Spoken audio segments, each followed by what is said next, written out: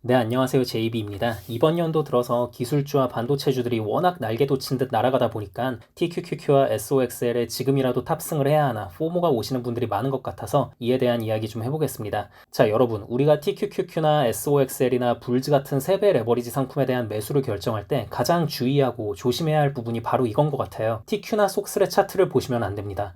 이게 뭔 소리야? TQ 속슬을 사는데 그걸 보지 말라고? 뭔 그런 말도 안 되는 소리가 다 있어 라는 생각이 드시잖아요. 사실 TQ나 속슬의 차트는 크게 의미가 없습니다. 그리고 이걸 보고 결정을 내리시면 나중에 내가 왜 그때 그런 바보 같은 결정을 내렸지? 라는 후회를 하실 수가 있어요. 언제 하락장에, 언제 주가가 큰 조정을 받을 때, 내가 그때 왜 그렇게 꼭대기에서 샀지라는 후회를 뒤늦게 할 수가 있습니다. 자, 이게 무슨 말이냐면요. 예를 들자면 이런 겁니다. 애플과 엔비디아를 예로 한번 들어볼게요. 지금 이게 애플 차트거든요. 정고점 돌파해서 지금 완전 펜트하우스에 있죠. 그리고 이건 요즘 정말 거칠 것이 없는 엔비디아 차트입니다. 이건 뭐 애플보다도 더하죠. 그냥 전고점 넘은 걸 넘어서 아예 그냥 천국에 둥둥 떠 있습니다. 이거 보면 무슨 생각이 드시나요? 물론 보는 입장에 따라서 이야, 역시 대단한 기업들이구나. 이 어려운 상황에서도 전고점을 뚫다니 거칠 것도 없고 앞으로는 쭉 천국의 계단이 펼쳐지겠어. 그러니까 지금이라도 들어가야겠다. 엔비디아는 이제부터 시작이야. 뭐 이런 분들도 계실 수는 있겠지만 사실 대다수의 분들은 에이, 놓쳤네. 가진 사람들 좋겠다. 아무리 좋아도 저걸 지금 살 순 없지. 지금 사면 설거지 당하기 딱 좋을 것 같은데 사더라도 조정을 좀 받는 구간에 사야겠다. 이렇게 생각하시는 분들이 훨씬 더 많을 거라고 생각합니다.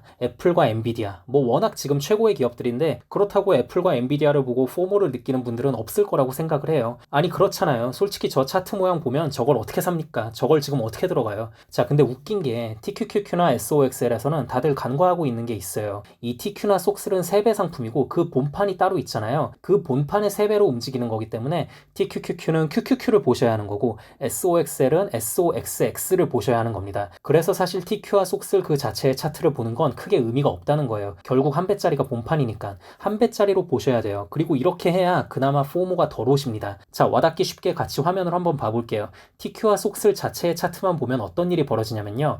TQQQ가 지난 금요일 종가 기준으로 지금 40.8달러잖아요. 근데 21년도 최고점은 91.7달러란 말이에요. 이렇게 보면 아직도 전고점까지 한참 남은 것 같죠. 지금 상황에서 2배 더 올라도 여전히 전고점까지 더 남아 있잖아요. 자, 그리고 SOXL은 상황이 더합니다. SOXL은 지난 금요일 종가 기준으로 25.24달러예요. 그리고 2022년 최고점을 찍었을 때가 74.21달러입니다. 이렇게 보면 야, 지금 이거는 뭐 여전히 한 3배 정도는 더 오를 만한 상승 여력이 있는 건가? 지금이라도 들어가면 좋겠네. 먹을 게 여전히 많이 있겠네 싶잖아요. 이게 완전히 착각이라는 거예요. 이번엔 TQQQ의 본판인 QQQ를 같이 한번 보겠습니다. 자, 이렇게 보니까 어때요? QQQ는 지금 사실상 올라올 만큼 올라왔어요. 생각보다 전고점까지 얼마 남지 않았다고요. 지금 주가에서 11%만 더 오르면 전고점 회복입니다. 근데 TQQQ가 아무리 3배로 움직인다고 한들 여기서 33%만 더 오른다고 해서 전고점 회복하나요? 택도 없죠. 물론 이거 괜히 또 시비 거는 분들 계실까봐 미리 말씀드리지만 그냥 알아듣기 쉽게 설명하려고 이렇게 말씀드리는 겁니다. 뭐 하루에 QQQ가 11% 이상 움직일 확률이 지극히 적다는 거 저도 알고 TQQQ가 오를 때 양의 복리로 상승만 계속 지속적으로 잘 만나면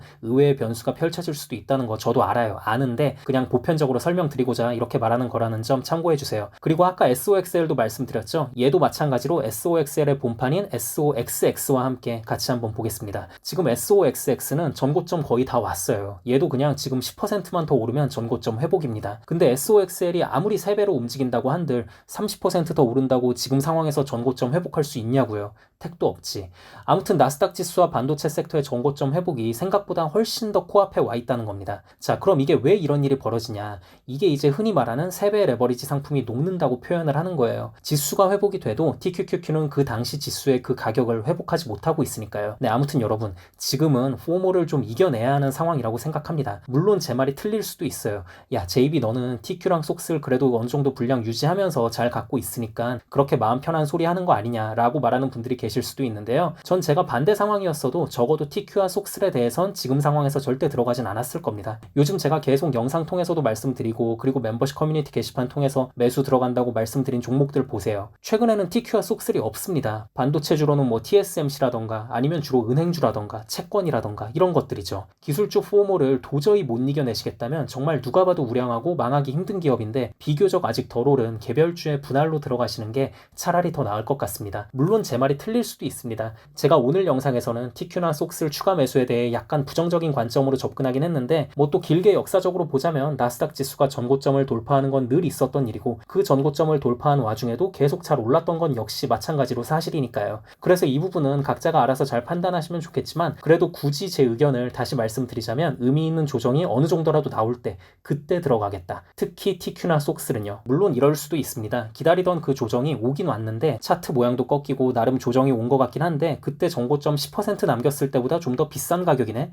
에이 그때 그냥 살 걸 이게 뭐야. 이런 상황이 펼쳐질 수도 있어요. 이건 아무도 모르는 거죠. 또 이렇게 얘기하면 이런 댓글 달릴까봐 벌써 걱정이 돼요. 막 이런 거 있잖아요. 제이비님 조정이 온다면 몇 %나 하락할 것으로 보시나요? 고견 부탁드립니다. 조정이 온다면 어느 정도 시점에 올까요? 여러분 이런 거 제발 좀 댓글로 물어보지 마세요. 저도 모릅니다. 몇 % 빠질지 정확히 어느 시점에 하락할지 그것까지 확실하게 알 것 같으면 제가 이미 영상에서 말씀을 드렸겠죠. 그래서 이제 이 부분까지 저에게 답을 기대하시면 안 된다고 생각하고요. 결국 제가 올리는 영상이나 커뮤니티 글은 참고만 하시고 최종 결정은 본인이 하셔야만 하는 거고 리스크 감당도 본인이 알아서 하셔야만 하는 겁니다. 저는 그냥 저라면 이렇게 하겠다라고 제 의견만 말씀드릴 뿐이에요. 특히 이제 멤버십 커뮤니티 게시판에서도 제가 그날 시장 상황에 대해 어떻게 생각하는지 그리고 무엇을 매수할지 무엇을 매도할지 이런 걸 노골적으로 다 말씀을 드리잖아요. 이걸 이제 그렇다고 해서 제가 샀다고 해서 무작정 따라하진 마시고요. 아 JB는 지금 저렇게 생각의 방향을 잡고 있구나 정도로만 보시고 참고만 해주시면 좋을 것 같습니다. 네 여러분 그리고 오늘은 제가 한 가지 공지사항 좀 전달해 드릴 게 있는데요. 오늘 영상부터는 새롭게 멤버십을 가입하신 분들에 대한 감사 인사 있잖아요. 그거를 자막과 캡처 화면으로 대신하도록 하겠습니다. 이게 물론 그날 다르긴 하지만 어쩔 때는 하루에 막 가입자가 50명, 100명 가까이 들어올 때도 있는데 그걸 너무 일일이 다 인사를 드리다 보니까 영상이 불필요하게 길어지는 부분이 있어서요. 이제부터는 자막과 캡처 화면으로 대신하도록 하겠습니다. 제가 뭐 초심을 잃고 귀찮아져서 갑자기 이렇게 하는 거다라는 생각은 부디 하지 않아 주셨으면 좋겠고요. 이제 많은 분들의 시간 효율을 위해서 이렇게 결정을 내린 거니까요. 이해해 주시면 정말 감사드리겠습니다. 그럼 다들 다음 영상에서 뵙겠습니다. 감사합니다.